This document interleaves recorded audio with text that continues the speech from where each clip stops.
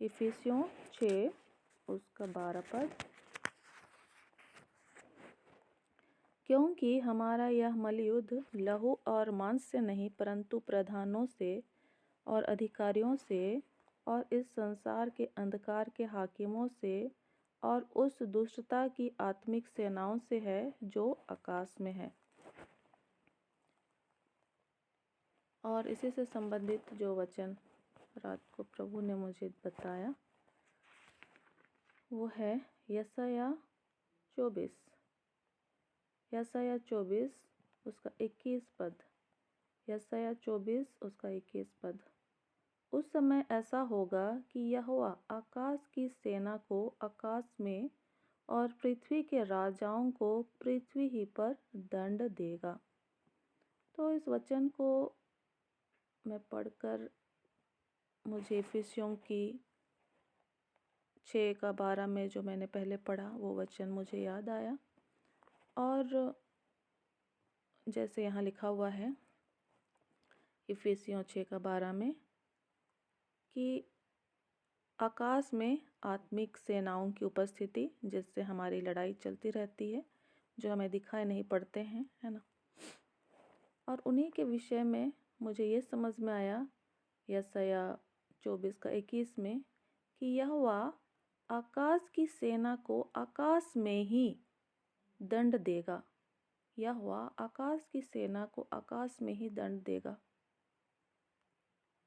और साथ ही साथ जो पृथ्वी पर के ऐसे प्रधान और अधिकारी और अंधकार के जो हाकिम रहते हैं, जो इसके ऊपर अपना प्रभुत्व रखना चाहते हैं, उनके लिए भी मुझे ये समझ में आया कि पृथ्वी के राजाओं को पृथ्वी ही पर दंड देगा। तो परमेश्वर ने इस वचन से मुझसे बातचीत किया और परमेश्वर की योजना को मैं समझ पाई। और मैं अधिकतर इस इफिसियों 6 के 12 पद को अपने जीवन में मैंने उस संघर्ष को महसूस किया है, देखा है, और निश्चय ही उसमें परमेश्वर ही जयवंत करते हैं। लेकिन यहाँ पर यशायाह 24 का 21 में उसका उत्तर को मैं देखकर मुझे बहुत ही आश्चर्य हुआ कि यहाँ तो बड़े ही स्पष्ट शब्दों में लिखा हुआ है कि परमेश्वर किस तरह से कार्य करते हैं। और फिर मैंने उसके आगे भी पढ़ा कि वे बंदियों के समान गड्ढे में इकट्ठे किए जाएंगे और बंदी गृह में बंद किए जाएंगे और बहुत दिनों के बाद उनकी सुधि ली जाएगी। तब चंद्रमा संकुचित हो जाएगा और सूर्य लज्जित होगा क्योंकि सेनाओं का यहोवा सिय्योन पर्वत पर और यरूशलेम में अपनी प्रजा के पुरनियों के सामने प्रताप के साथ राज्य करेगा। तो कई सारी बातें प्रकाशित वाक्य में, दानियल की पुस्तक में, अन्य पुस्तकों में मैंने पढ़ा है, लेकिन यशायाह 24 अध्याय को पढ़कर मुझे बहुत सारी बातें समझ में आई। और निश्चय ही परमेश्वर जो है इस पृथ्वी के ऊपर अपने नियंत्रण को रखता है, आकाश के ऊपर अपने नियंत्रण को रखता है और उसको उसके समय के अनुसार उसको पूरा करना उनकी योजना है। तो इन सारी बातों को मैंने देखा, जाना, समझा और फिर मैंने विचार किया कि मुझे अपने मन में इन बातों को थामे रखना है, विश्वास में बने रहना है और परमेश्वर पर ही आशा और भरोसा बनाए रखना है। और परमेश्वर अपने समय अनुसार इन सारी बातों को पूरा करेंगे। और फिर मैंने प्रभु को धन्यवाद दिया इन सारी बातों के लिए। और जैसे मैं आप सभी को बताती हूँ कि आप लोगों को सोप के माध्यम से अध्ययन करना है, तो आप लोग उसी अनुसार से इसको भी शायद समझने का प्रयास किए मेरे साथ कि पहले हमने वचन को लिया, पढ़ा, देखा, जाना, समझा, उसको ऑब्जर्व किया, उसका अवलोकन किया और फिर परमेश्वर उस वचन के द्वारा मुझसे क्या बातचीत करना चाहते हैं उस पर मैंने विचार किया। और फिर एप्लीकेशन वाले भाग में, अनुप्रयोग वाले भाग में कि वो मेरे जीवन से कैसे संबंध रखता है, तो मैंने बताया कि मुझे इन सारी बातों को अपने मन में दृढ़ता के साथ रखे रहना है और विश्वास में बने रहना है और परमेश्वर की योजना में शामिल हो जाना है और फिर इस विषय के लिए प्रार्थना करना है। तो आइए हम प्रभु को धन्यवाद दें। इसके बाद जो भी भाई बहन अपनी ओर से कोई भी सोप के माध्यम से कोई वचन जो आपके लिए है ना, उसको आप यहाँ पर रखने का प्रयास करेंगे, क्योंकि उस तरह से जब आप वचन को लेते हैं अपने जीवन के लिए, ठीक है, तो उसको शैतान नहीं छीन सकता है, ठीक है। वो आपके हृदय में पड़ता है और वो 100 गुना फलवंत होता है आने वाले टाइम में। तो मैं प्रार्थना करना चाहूँगी। हे पिता, हम धन्यवाद देते हैं आपके इन वचनों के लिए। हाँ प्रभु जी, इस वचन के द्वारा आपने मुझसे बातचीत किया। हाँ प्रभु जी, सच में आप सामर्थी परमेश्वर हैं और आप निश्चय ही अपनी योजना अनुसार सारी बातों के ऊपर अपने नियंत्रण को प्रभु जी पूरा करते हैं। धन्यवाद हो प्रभु जी, मेरी भी सहायता कर कि मैं अपने जीवन को आपके हाथों में सौंप सकूं और जैसा आप चाहते हैं प्रभु जी, आपकी योजना के अनुसार ही प्रभु जी अपना जीवन जी सकूं।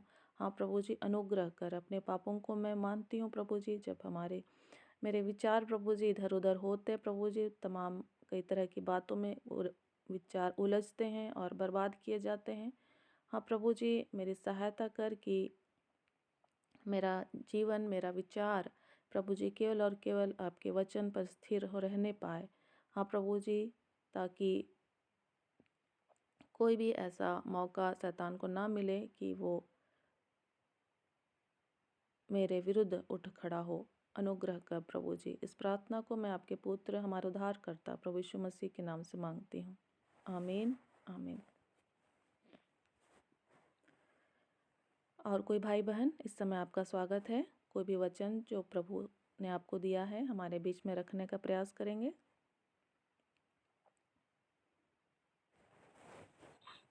जय मसीह सिस्टर, सबको जय मसीह की। मेरी आवाज आ रही है? हाँ, आ रही है। हाँ जी, मैं तो वचन बताऊंगी और मैं पढ़ रही थी। तो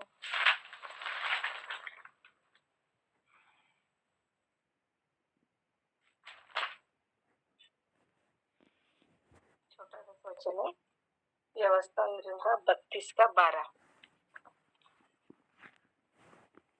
वचन कहता है, मैं पढ़ूंगी।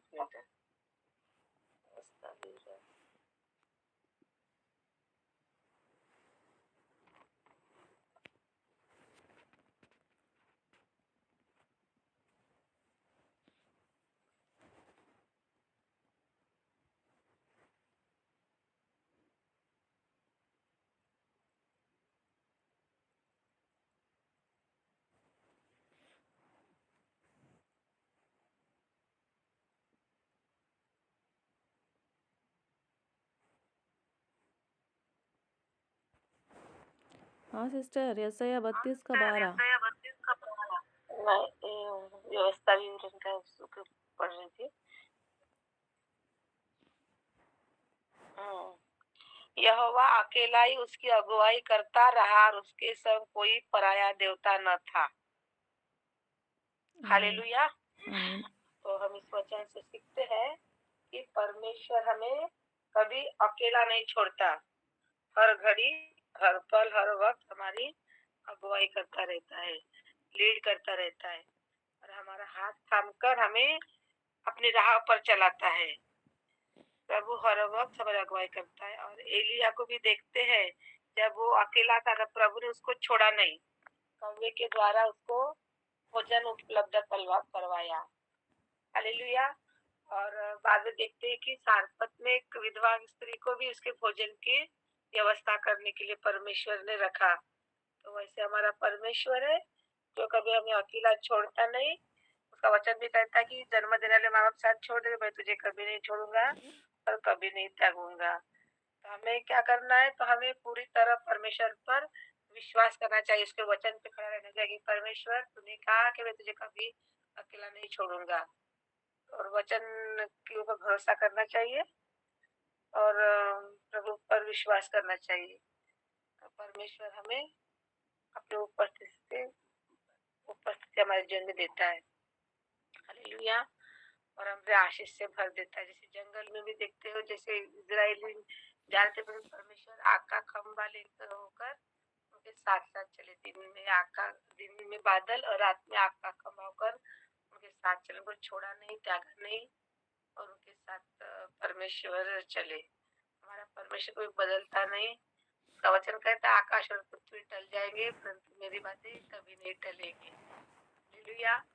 और प्रभु कहता है कि धन्य है प्रभु जो हमारा बोझ उठा। तो परमेश्वर कहता है लेकिन हमारा परमेश्वर महान है, हर दिन हमारी सुधि लेता है और हमारे हर बोझ को वो उठा लेता है। उसने कहा जिन पर विश्वास कर तुम संतान का अधिकार दिया। तो हम प्रभु के बच्चे हैं, हमें प्रभु पर विश्वास करना चाहिए, उसके वचनों के ऊपर। ये मैं इस वचन से सीखती हूँ। और भजन संहिता में 32:8 में कहता है मैं तुझे बुद्धि दूंगा और तू जिस मार्ग में तुझे चलना होगा उसमें तेरी अगुवाई करूंगा। तो परमेश्वर हमें अगुवाई करता है, हमारे जिस मार्ग में चलना है उस पर हमें वचन पर विश्वास करना चाहिए, तो भरोसा करना चाहिए। ये इस वचन से मैं सीखती हूँ। और मैं छोटे से प्रार्थना करूंगी। हाँ प्रभु, धन्यवाद करते मेरे पिता परमेश्वर। आपका वचन कहता है कि मैं तुझे अकेला कभी नहीं छोड़ूंगा। तूने कहा जहाँ जहाँ तुझे पर तेरी आवाज तेरे साथ रहेगा। हाँ प्रभु जी, आप हर घड़ी हर पल वक्त हमारे साथ रहते प्रभु। धन्यवाद करते प्रभु जी। धन्यवाद हो प्रभु, इस वचन से आपने मुझे ब्लेस किया प्रभु जी। आप प्रभु जी आज के लिए एक से मेरे पिता परमेश्वर न बदलने वाले मेरे पिता। हालेलुया प्रभु जी। मेरे परिवार को प्रभु जी आपने संभाल कर रखा। धन्यवाद करती प्रभु जी। मेरे इस ग्रुप को भी प्रभु जी आपके हाथ में सौंपती प्रभु जी। नाम नाम आशीष करना मेरे पिता परमेश्वर। ग्रुप के हर एक भाई बहन को प्रभु जी आपके हाथ में सौंपती पिता परमेश्वर। प्रभु जी अकेला आप छोड़ते मेरा विश्वास है मेरे प्रभु जी। हर घड़ी हर पल हर वक्त हमारे साथ है मेरे प्रभु जी। धन्यवाद करती प्रभु जी। जैसे तो संभाल आगे तो संभाल मेरे पिता। आदर गौरव देती प्रभु जी। आपके नाम को ऊंचा करते हुए ईश्वर नाम से दुआ मांगती हूँ, सुन जैसे ग्रहण कर पिता। आमीन।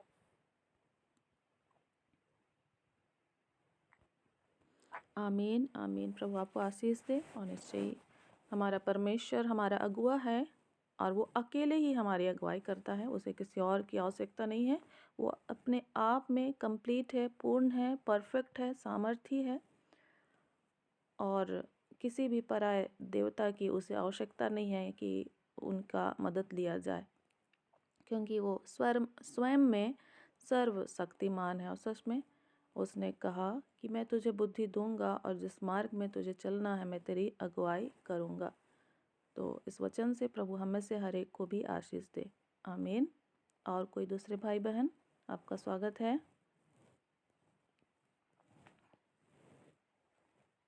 सभी को जय मसीह की। जय मसीह की। आइए हम एक वचन निकालेंगे। हम पहला कुरिन्थियों 3:8 से हम पढ़ेंगे कि परमेश्वर आज हमसे क्या बात करना चाहता है। और यहाँ पर जब हम देखते हैं, यहाँ पर लिखा हुआ है लगाने वाला और सींचने वाला दोनों ही एक है, परंतु हर एक व्यक्ति अपने ही परिश्रम के अनुसार अपनी ही मजदूरी पाएगा। यहाँ पर जब हम देखते हैं एक बोने वाला, एक लगाने वाला और एक लगाने वाला और एक सींचने वाला, दोनों ही एक हैं, परंतु हर एक व्यक्ति जो अपने ही परिश्रम के अनुसार अपनी ही मजदूरी पाता है। जब यहाँ पर देखते हैं कि वचन किस प्रकार से कहता है कि जैसे हम किसान हैं, तो अगर हम अच्छी फसल उगाना चाहते हैं तो हम अच्छे से क्या करेंगे, उसे सींचेंगे और जो है उस पौधे को अच्छे से क्या करेंगे, लगाएंगे। अगर अच्छे से लगाएंगे तो हम क्या पाएंगे, अच्छा फल पा सकते हैं, अच्छी खेती हो सकती है। अगर हम अच्छे से नहीं लगाएंगे तो वो पौधा क्या है, गिर जाएगा, क्योंकि उसकी जो जड़ है वो मजबूत नहीं है। और यहाँ पर जब 9 में पढ़ते हैं, यहाँ पर लिखा हुआ है क्योंकि हम परमेश्वर के सहकर्मी हैं और तुम परमेश्वर की खेती और परमेश्वर की रचना हो। यहाँ पर जो प्रभु का वचन इस अद्भुत रीति से और सॉफ्ट प्रकार से इस बात को यहाँ पर कह रहा है कि क्या हमारी जो नींव है, जो हमारी जड़ है, वो क्या मजबूत है। मेरे प्रियो, और यहाँ पर जब हम देखते हैं कि एक बोने वाले के विषय में और एक सींचने वाले के विषय में, दोनों ही एक ही हैं, और जैसा हम परिश्रम करते हैं वैसा हम क्या पाते हैं, फल पाते हैं। और हम परमेश्वर के क्या है, सहकर्मी हैं और परमेश्वर की खेती और परमेश्वर की क्या है, रचना है। और जब हम 10 में पढ़ते हैं, यहाँ पर लिखा हुआ है, हम परमेश्वर के उस अनुग्रह के अनुसार जो मुझे दिया गया है, क्योंकि परमेश्वर का अनुग्रह हम सब पर क्या है, हुआ है और हमें दिया गया है। मैंने बुद्धिमान से राज मिस्त्री की नाई नींव डाली और दूसरा उस पर रद्दा रखता हूँ, परंतु हर एक मनुष्य चौकस रहे कि वह उस पर कैसे रद्दा रखता है। और जब हम 11 में पढ़ते हैं, यहाँ पर लिखा हुआ है, क्योंकि उसने नींव को छोड़ा है। मेरे प्रियो, हमें अपनी नींव के ऊपर बहुत ही ध्यान देना है। यहाँ पर लिखा हुआ है, क्योंकि उसने नींव को छोड़ा है जो पकड़े है, और वह मसीह यीशु मसीह है, और कोई दूसरी नींव नहीं डाल सकता। यहाँ पर एक प्रभु के दास पौलुस इस बात को यहाँ पर लिखते हैं, क्योंकि उस नींव को यीशु मसीह ने क्या है, छोड़ा है, और जो पकड़े हैं, यीशु मसीह जो है हमारी क्या है, नींव है, और जो हमें पकड़े हुए है, और वह मसीह यीशु है, और दूसरा कोई नींव नहीं डाल सकता। और यदि कोई इस नींव पर सोना, चांदी, बहुमूल पत्थर, कट, घास, फूस रखता है। मेरे प्रियो, हम देखते हैं कि कैसे सोना क्या है, चांदी क्या है, आप जानते हैं, बहुमूल पत्थर, कट, घास, फूस। और जब हम उसके नीचे पढ़ते हैं तो वहां पर लिखा हुआ है, अच्छे से हम समझ पाते हैं, तो हर एक का काम प्रकट हो जाएगा। क्योंकि सोना क्या है, चमकता है। अगर सोने को आग में डालो तो वो और भी क्या करता है, चमक लाता है। और जब हम देखते हैं घास फूस को अगर जब हम आग में डालते हैं तो वो क्या होता है, जल जाता है। वैसे ही परमेश्वर इस वचन के अनुसार कह रहा है, तो हर एक का काम प्रकट हो जाएगा। कौन सोना है, कौन चांदी है, और कौन बहुमूल मोती है, कौन पत्थर है, कौन कट है, और कौन घास फूस है।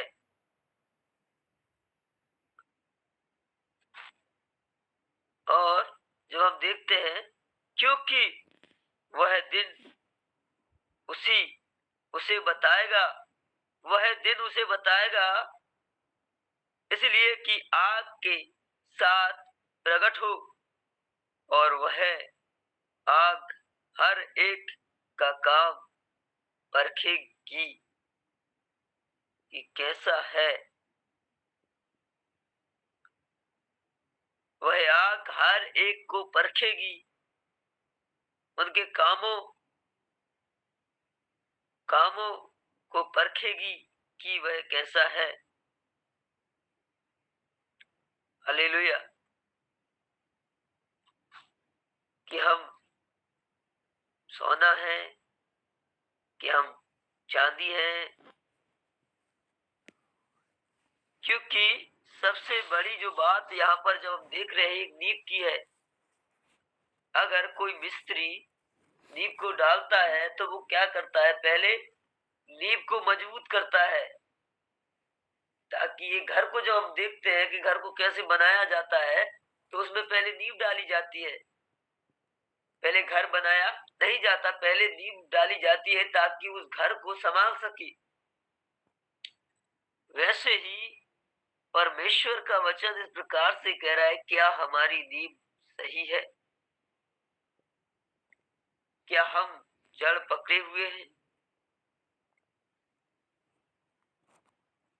ये हमें बहुत जानने की आवश्यकता है कि प्रभु का वचन मुझसे क्या कह रहा है, आपसे क्या कह रहा है, क्योंकि प्रभु का वचन जो है हर एक से बातें करता है।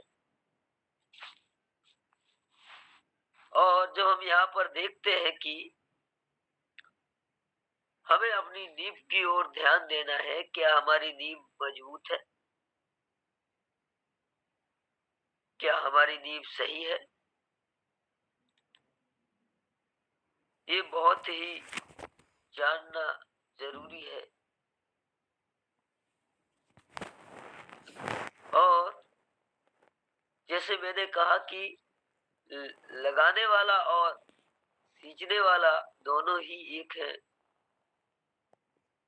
जिस परमेश्वर ने हमें बनाया है, जिस परमेश्वर ने हमें क्या किया है,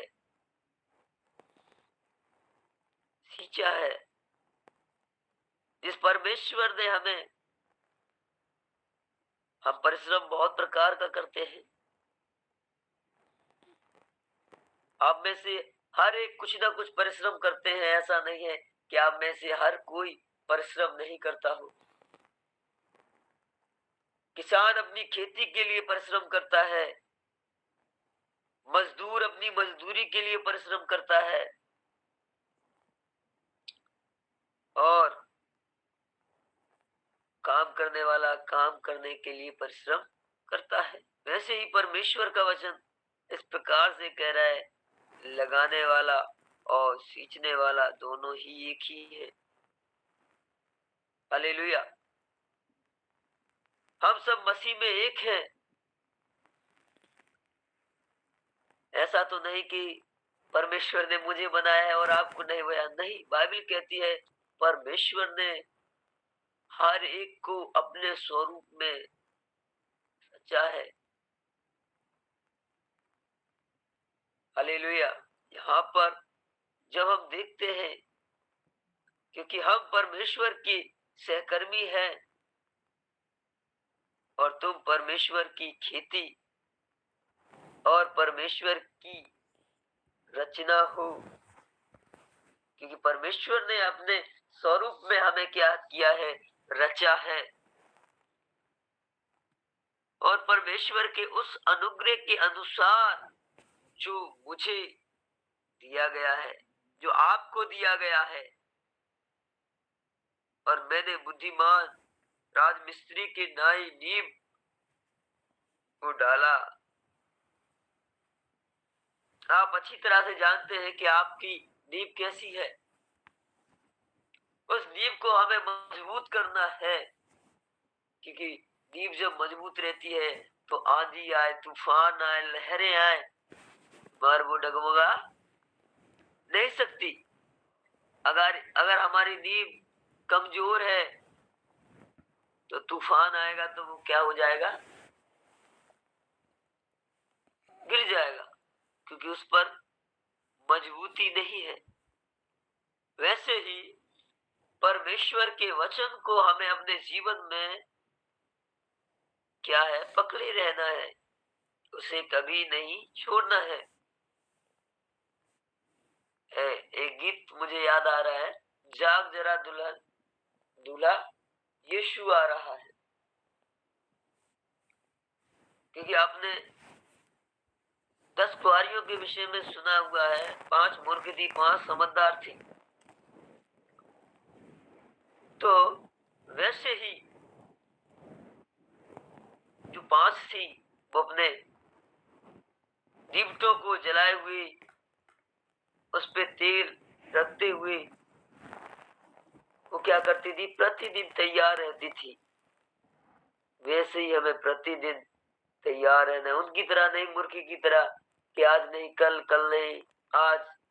तो वो लोग तैयार नहीं रहती थी। वो लोग ये सोचती थी कि जब परमेश्वर आएगा हम अपने दीपटों में तेल भरकर फिर प्रभु के पास ले जाएंगे। ऐसा हमारा जीवन नहीं होना चाहिए, क्योंकि जो 5 थी वो प्रभु के वचन को लेकर चल रही थी।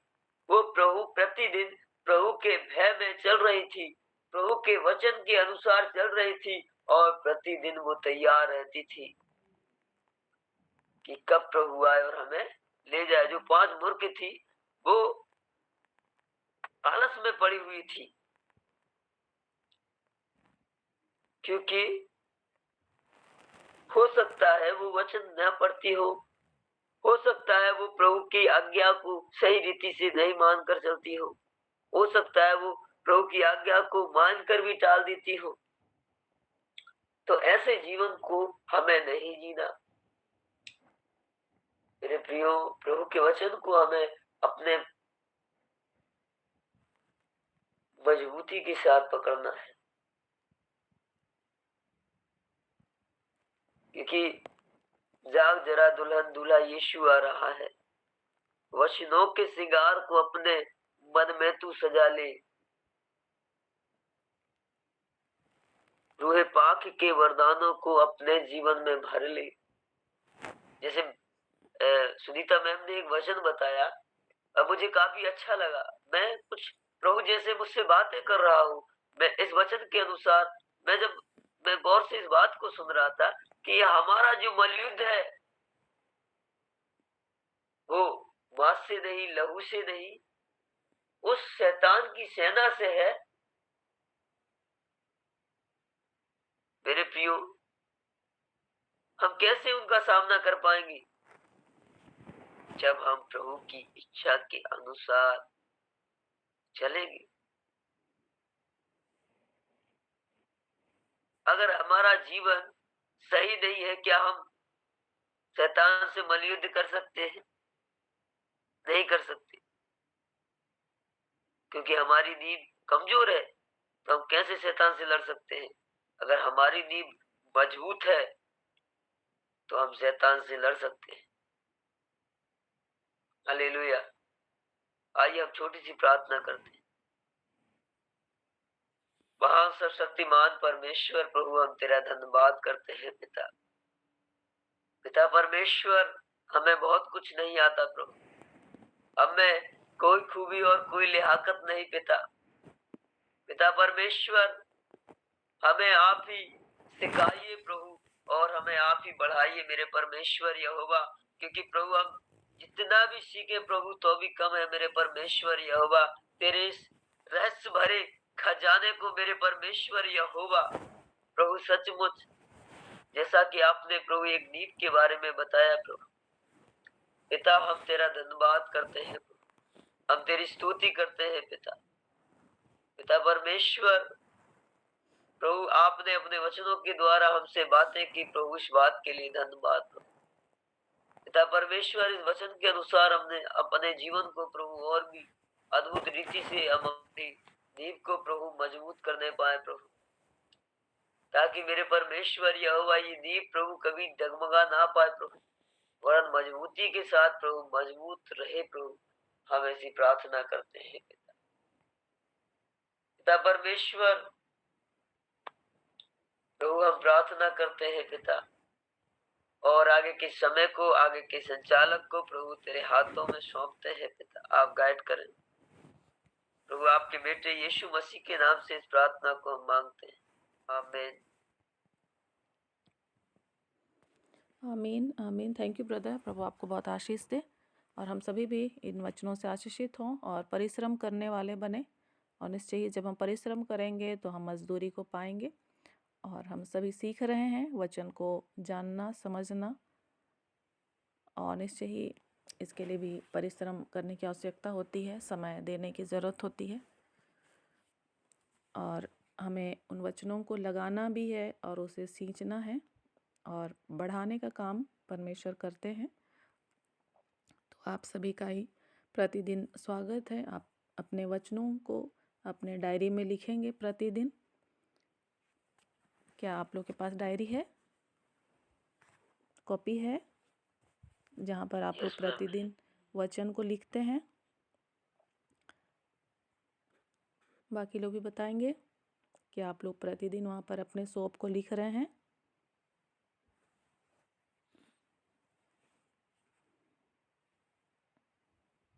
जी सिस्टर। बाकी लोग भी जल्दी बताएंगे।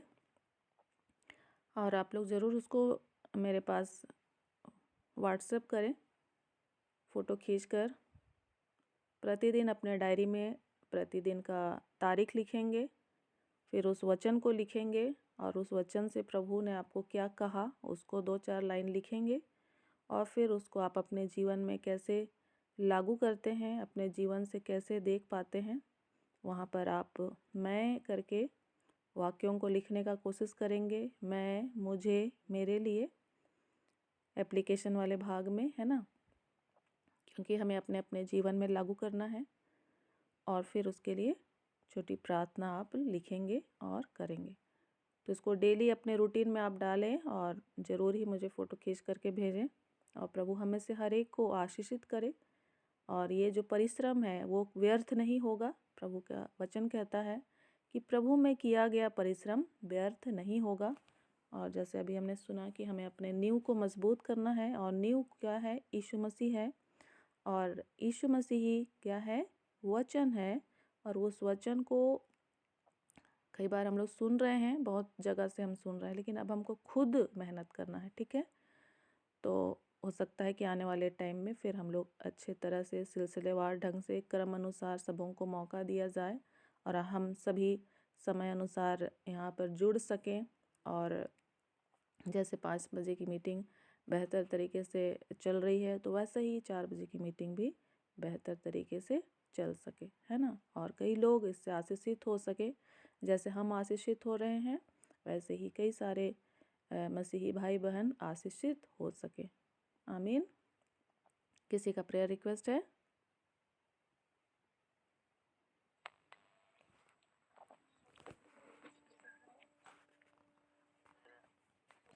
तबीयत खराब है, बीमार हो रहे हैं, मेरे लिए प्रार्थना कीजिएगा। अच्छा, ठीक है। और किसी का प्रेयर रिक्वेस्ट है? जी और किसी का प्रार्थना निवेदन है?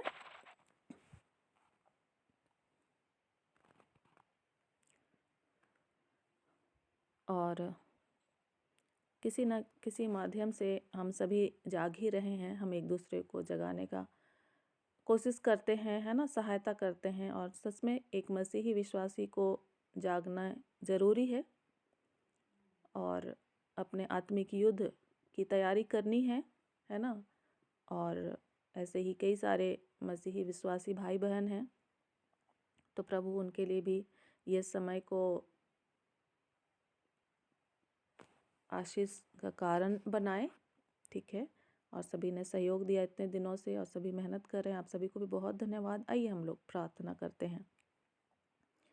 और जो 5 बजे की मीटिंग है उसमें भी जो संदेश रहता है तो उसको आप लोग ज़रूर सुन लीजिएगा। ममता सिस्टर है जो कि ग्रुप में भेज देती है डेली, मैं नहीं भेजती हूँ, सिस्टर भेजती है, तो आप लोग ज़रूर देख लीजिएगा। और आइए हम प्रार्थना करें। हे जीवित अनुग्रहकारी परमेश्वर, हम आपको सारा आदर महिमा देते हैं।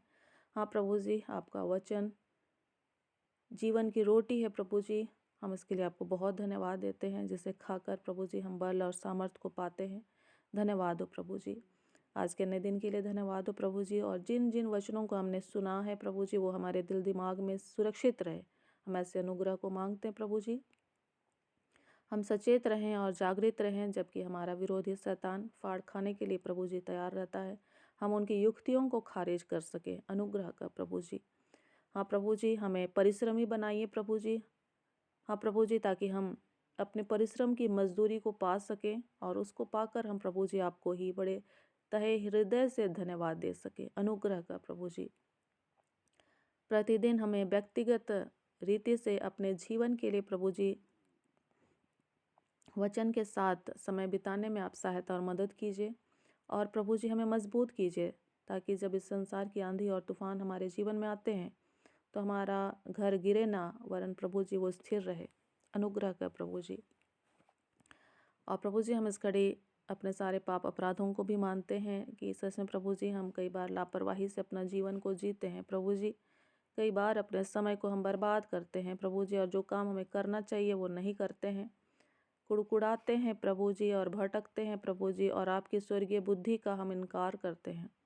हम सारे पाप अपराधों के लिए क्षमा चाहते हैं प्रभु जी। हमें अंश अंश करके बदलने में आप सहायता करें, हम अपने पापों को पहचान सकें प्रभु जी, ऐसे अनुग्रह को दीजिए। पिता परमेश्वर, इस घड़ी हम विशेष प्रार्थना करते हैं जुलियानी सिस्टर के लिए, जिसका तबीयत खराब है प्रभु जी, बुखार है। वो किन परिस्थितियों से गुजर रही प्रभु जी हम नहीं जानते हैं, लेकिन आपसे कोई भी बात छुपी नहीं है प्रभु जी। हम उसे आपके हाथों में सौंपते प्रभु जी। आपकी रचना है प्रभु जी, आपकी सहकर्मी है प्रभु जी, आप उसे उठाकर खड़ा करें प्रभु जी। अनुग्रह का प्रभु जी, आपने कहा है मैं चंगा करने वाला यहोवा परमेश्वर हूँ। हाँ प्रभु जी, अनुग्रह कर उसके पूरे परिवार को आपके हाथों में सौंपते हैं। पूरा परिवार भला चंगा और स्वस्थ रहे प्रभु जी, आपके महिमा और आदर करता हुआ अपना जीवन जी सके। उसी तरह सभी तमाम परिवार को प्रभु जी नाम बनाम हम आपके हाथों में सौंपते हैं। हर एक के परिवार और बच्चों को आप संभाले प्रभु जी। जितने भी हम यहाँ इकट्ठे हैं, हर एक को आप नाम बनाम जानते हैं प्रभु जी। आपने हमें नाम लेकर बुलाया है, हम आपको धन्यवाद देते हैं। हमारे बच्चों को भी आप जानते हैं प्रभु जी, क्योंकि गर्भ के जो फल है वो आपकी ओर से ही दिए हुए भाग हैं। हाँ प्रभु जी, हम जो भी चिंता करते हैं अपने बच्चों के लिए, उन चिंताओं को हम खारिज करते हैं प्रभु जी, और आप पे हम पूर्ण भरोसा रखते हैं। अनुग्रह का प्रभु जी, आज के दिन भर के जीवन के लिए हाँ प्रभु जी, हर एक के संग साथ हो, हर एक को सुरक्षित संभाले रखें। हाँ प्रभु जी, हर एक को स्वर्गीय बुद्धि ज्ञान और समझ से परिपूर्ण करें, और बच्चों को विशेष प्रभु जी उनके पढ़ाई लिखाई में, उनके जॉब्स में, उनके करियर के लिए आप उन्हें तैयार करें। हाँ प्रभु जी, अनुग्रह कर, और हमें से हर एक को भी ऐसी बुद्धि दे कि हम अपने परिवार की जिम्मेदारी सही रीति से पूरा कर सकें। और प्रभु जी, जो भी आपके महान आदेश को, महान आज्ञा को हमें पूरा करना है प्रभु जी, उसके लिए भी हम आपकी सहायता को मांगते हैं, ताकि आपके सुसमाचार को प्रभु जी सभी जातियों तक पहुंचाने में हम सहायक हो सके। अनुग्रह का प्रभु जी, प्रति भोर प्रभु जी हमें जागने में सहायता और मदद कीजिए, ताकि हम आपकी इच्छा को पूरा कर सके। अनुग्रह कर, सारा आदर महिमा हम आपको देते हैं, और इस प्रार्थना को हम आपके पुत्र, हमारे उद्धारकर्ता प्रभु यीशु मसीह के नाम से मांगते हैं। आमीन आमीन। हम लोग इस समय आशीष वचन को एक साथ बोलेंगे। पिता परमेश्वर का प्रेम, प्रभु यीशु मसीह का अनुग्रह और पवित्र आत्मा की सहभागिता हम सबों के साथ सर्वदा बनी रहे। आमीन आमीन। Praise the Lord. हालेलुया। जय आमीन मसीह की। आमीन।